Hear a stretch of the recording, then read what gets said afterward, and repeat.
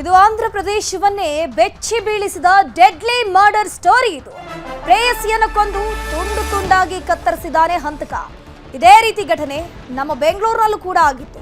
ಈಗ ಮತ್ತದೇ ಘಟನೆ ಆಂಧ್ರ ಪ್ರದೇಶದಲ್ಲಾಗಿರೋದು. ಪ್ರೇಯಸಿಯನ್ನ ಮೊದಲಿಗೆ ಕೊಂದು ಆ ಬಾಡಿಯನ್ನ ತುಂಡು ತುಂಡಾಗಿ ಮಾಡಿದ್ದಾನೆ ಈ ಹಂತಕ. ದೇಹವನ್ನ ಪೀಸ್ ಪೀಸ್ ಮಾಡಿ ಫ್ರಿಡ್ಜ್ನಲ್ಲಿಟ್ಟು ಕ್ರೌರ್ಯ ಮೆರೆದಿದ್ದಾನೆ. ಆಂಧ್ರ ಪ್ರದೇಶದ ವಿಶಾಖಪಟ್ಟಣದಲ್ಲಿ ಘನಘೋರ ಕೃತ್ಯ ನಡೆದಿರೋದು. ಹಾಗಾದ್ರೆ ಕೃತ್ಯ ಎಸಗಿದವನು ಯಾರು? ನೌಕಾಪಡೆಯ ಉದ್ಯೋಗಿ ರವೀಂದ್ರ ಅಂತ. ಈ ನೌಕಾಪಡೆ ಉದ್ಯೋಗಿ ರವೀಂದ್ರ ಮೌನಿಕಾ ಅನ್ನೋ ಯುವತಿಯನ್ನ ಹತ್ಯೆ ಮಾಡಿರೋದು. ಈತನಿಗೆ ಮೊದಲೇ ಮದುವೆ ಆಗಿತ್ತು. ಹೆಂಡತಿ ತವರಿಗೆ ಹೋದಾಗ ಮನೆಗೆ ಕರೆಸಿದ್ದ ರವೀಂದ್ರ ಈ ಮೌನಿಕಾನ. ಈ ವೇಳೆ ಇಬ್ಬರ ಮಧ್ಯೆ ಜಗಳ ಆಗತ್ತೆ. ಚಾಕು ಇರಿದು ಕೊಲೆ ಮಾಡ್ತಾನೆ. ಕೊಲೆ ಬಳಿಕ ಶವವನ್ನ 35 ತುಂಡಾಗಿ ಈ ರವೀಂದ್ರ ಕತ್ತರಿಸಿದ್ದಾನೆ. ಬಳಿಕ ಮನೆಯಲ್ಲಿದ್ದಂಥ ಫ್ರಿಡ್ಜ್ನ ಫ್ರೀಜರ್ನಲ್ಲಿ ತುಂಬಿಟ್ಟಿದ್ದ.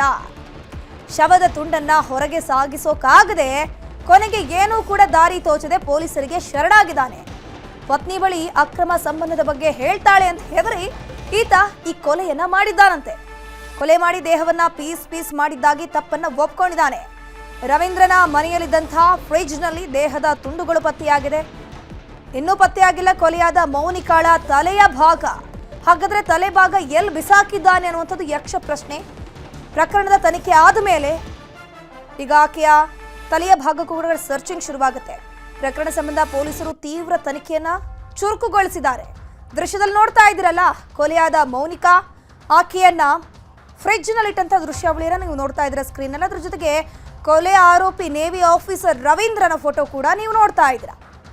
ಇವರಿಬ್ಬರ ಮಧ್ಯೆ ಒಂದು ಆ್ಯಪ್ನಲ್ಲಿ, ಡೇಟಿಂಗ್ ಆ್ಯಪ್ನಲ್ಲಿ ಇವರಿಬ್ರಿಗೂ ಪರಿಚಯ ಆಗಿರುತ್ತೆ. ಪರಿಚಯ ಪ್ರೀತಿಗೆ ತಿರುಗತ್ತೆ. ಅಕ್ರಮ ಸಂಬಂಧದ ಬಗ್ಗೆ ಈಕೆ ಹೆಂಡತಿ ಬಳೆ ಹೇಳ್ತಾಳೆ ಅಂತ ಹೇಳ್ಕೊಂಡು ಹೆದರಿ ಈತ ಕೊಲೆ ಮಾಡಿದ್ದಾನೆ.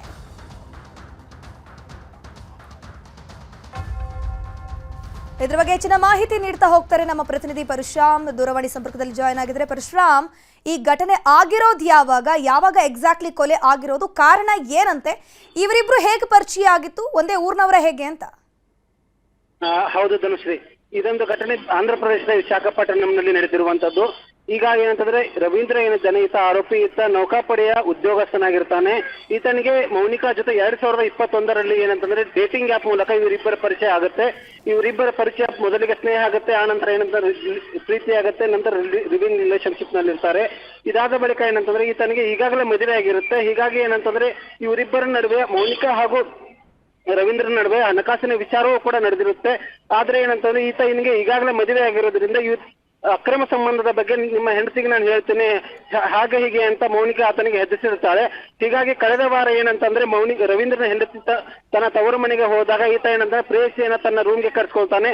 ಈ ವೇಳೆ ಏನಂತಂದ್ರೆ ತನಗೆ ಹಣ ಕೊಟ್ಟಿದ್ದಾನೆ ಈತ ಮೌನಿಕಾ ಬಳಿ ಪ್ರಶ್ನೆ ಮಾಡ್ತಾನೆ. ಆದ್ರೆ ಏನಂತಂದ್ರೆ ಮೌನಿಕಾ, ನೀನು ಪದೇ ಪದೇ ನನ್ನ ಬಳಿ ಹಣ ಕೇಳ್ತಾ ಇದ್ರೆ ನಮ್ಮ ಇಬ್ಬರ ಅಕ್ರಮ ಸಂಬಂಧದ ಬಗ್ಗೆ ನಿಮ್ಮ ಹೆಂಡತಿಗೆ ವಿಡಿಯೋ ಸಮೇತ ಏನಂತ ನಾನು ಹೇಳ್ತೀನಿ ಅಂತ ಹೇಳಿದಾಗ ಈತ ಹೆದರಿಕೊಂಡು ಮೌನಿಕಾನ ಅಕ್ರಮ ಬರ್ಬರವಾಗಿ ಏನಂದ್ರೆ ಭೀಕರವಾಗಿ ಕೊಲೆ ಮಾಡ್ತಾನೆ.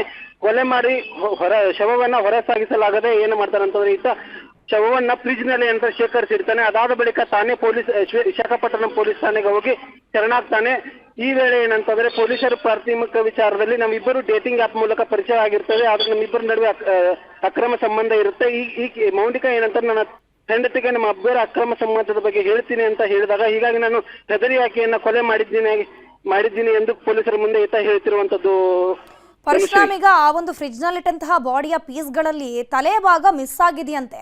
ಆತ ಅದನ್ನ ಎಲ್ಲಾದ್ರೂ ಬಿಸಾಕಿಡ್ದಾನ, ಹೇಗೆ, ಅದ್ರ ಬಗ್ಗೆ ಏನಾದ್ರೂ ಮಾಹಿತಿ ಕೊಟ್ಟಿದ್ದಾನ?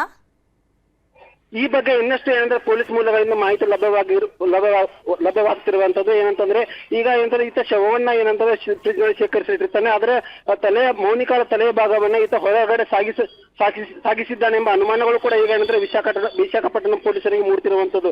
ಹೀಗಾಗಿ ಏನಂತಂದ್ರೆ ವಿಶಾಖಪಟ್ಟಣಂ ಪೊಲೀಸರು ಈಗ ಆತನನ್ನ ಸ್ಥಳ ಮಹಜರು ಕಾರ್ಯಕ್ಕೆ ಕೂಡ ಕರ್ಕೊಂಡು ಹೋಗಲು ನಿರ್ಧರಿಸಿರುವಂತದ್ದು.